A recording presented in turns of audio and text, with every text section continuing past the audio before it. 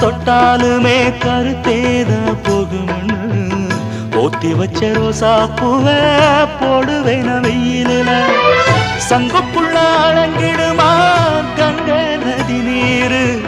சங்குக்குள்ள அடங்கிடுமா கங்க நதி நீரு சந்திரன் களங்கம்னு சொன்னது தனமூரு ஆரெங்கும் தானுரங்க ஆறு கடல் மீனுரங்க சீரங்கம் தானுரங்க திருவான காவுரங்க நானுரங்க வழி இல்லையே மானே இறைவன் நாடகத்தில் ஊமையடி நானே